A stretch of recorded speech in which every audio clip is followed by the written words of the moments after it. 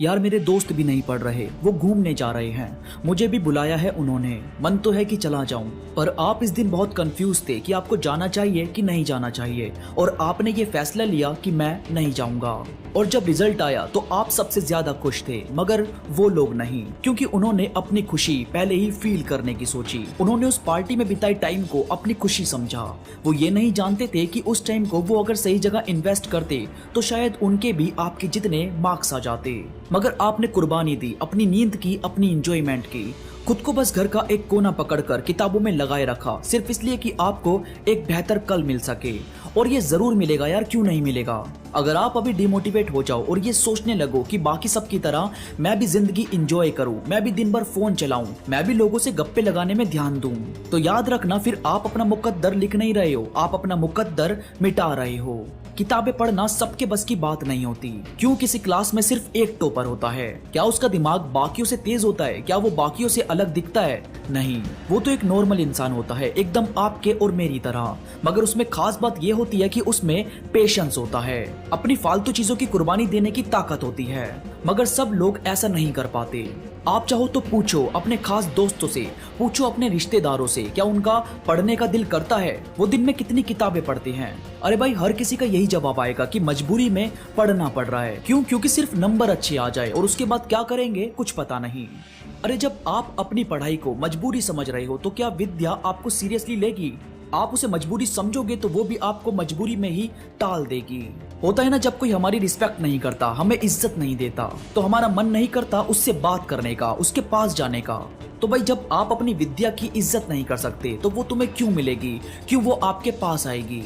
ये रूल हर जगह अप्लाई होता है कि आपका जलना बहुत जरूरी है। सूरज की तरह चमकना चाहते हो तो सूरज की तरह जलना तो पड़ेगा। पढ़ो और जो थ्योरी है उसे समझो, उसके नोट्स रेडी करो, जो जरूरी पॉइंट्स है वो उसमें लिखो, उसे एक्सप्लेन करो, खुद में दोहराओ, और जो न्यूमेरिक है उसकी प्रैक्टिस करो। उसकी प्रैक्टिस आपको और अलग अलग क्वेश्चन सोल्व करने का हौसला देगी। खुद को कमजोर मत समझो दोस्तों, खुद के मन को भटकने मत दो। मैं जानता हूँ ये बहुत मुश्किल चीज है, मगर इस पढ़ाई के बाद वो जो तुम्हें मिलने वाला है, जिसकी आप डिमांड कर रहे हो, वो भी तो बहुत ही ज्यादा मुश्किल है ना। आप सबसे ऊंचे शिखर पर बैठना चाहते हो तो भाई शिखर पर पहले चढ़ना तो पड़ेगा ही। ऐसी कोई आंधी तो है नहीं कि तुम्हें बस उठाएगी और ऊपर शिखर पर छोड़ देगी। याद रखो, सिर्फ पढ़ना जरूरी नहीं है, मगर सीखना बहुत जरूरी है। इंसान अपनी नॉलेज से, अपने ज्ञान से ऊपर उठता है। ये नहीं कि वो सबसे ऊपर है तो लोग उसे ऊपर समझेंगे। दिन में 24 घंटे है, इसे सही इस्तेमाल करना आपको आना चाहिए। आपका उठने का क्या टाइम है, उसके बाद ब्रेकफास्ट, और उसके बाद आप कितना देर किताब लेकर बैठते हो।